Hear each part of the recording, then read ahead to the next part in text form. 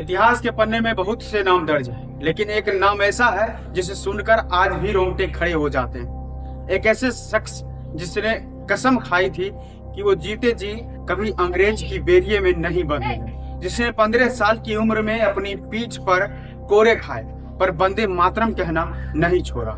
वह थे चंद्रशेखर आजाद, एक गोरिल्ला वार एक्सपर्ट, एक ऐसे निशानेबाज और एक ऐसे लीडर जिसने भगत सिंह जैसे क्रांतिकारी को रास्ता दिखाया। आज हम सिर्फ उनकी मौत की कहानी नहीं बल्कि उनके संघर्ष, उनकी चतुराई और उनके उस स्वाभिमान की कहानी कहेंगे जिसे अंग्रेज कभी तोड़ ना पाए।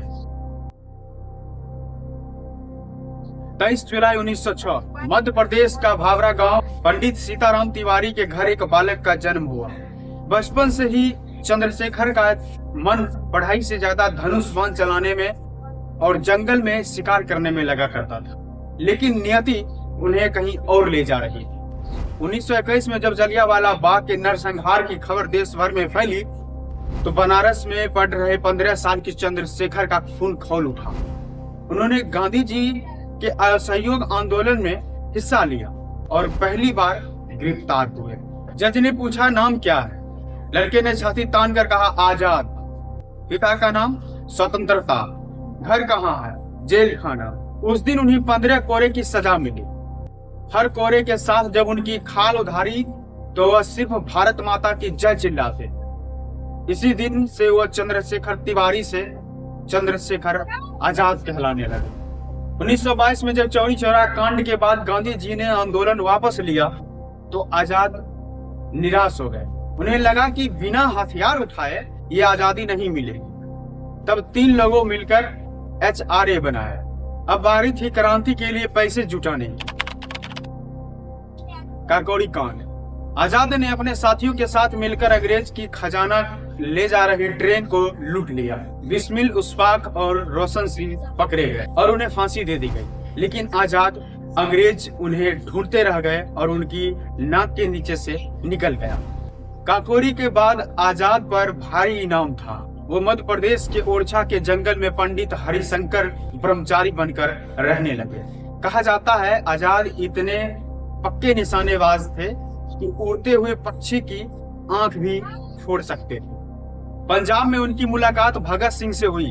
आजाद की उम्र और अनुभव ने उन्हें कमांडर इन चीफ बनाया। जब लाला लाजपत राय की लाठीचार्ज में मौत हुई, आजाद ने कसम खाई इसका बदला जरूर लिया जाएगा। आजाद अपनी साथी सुखदेव राज से मिलने अल्फ्रेड पार्क पहुंचे। पुलिस को सूचना मिल गई थी। नोट बाबर के नेतृत्व में भारी पुलिस बल ने पार्क को घेर लिया। आजाद के पास सिर्फ बामा, जो उनके पिस्तौल का नाम है, और कुछ गोलियां थी। उन्होंने सुखदेव को वहां से भगा दिया और खुद अकेले लड़ना शुरू की। करीब घंटों तक लड़ते के बाद पुलिस को छक्का छुड़ा दिया, लेकिन अंतिम में सिर्फ एक गोली बची तो उनकी कसम याद आ गई कि जीते जी अंग्रेज की बेरियों में नहीं फंसेंगे। उन्होंने पिस्तौल अपनी कनपट्टी पर रखी और ट्रिगर दबा दिया। भारत माता की वो सपूत हमेशा के लिए इतिहास के पन्ने में अमर हो गया।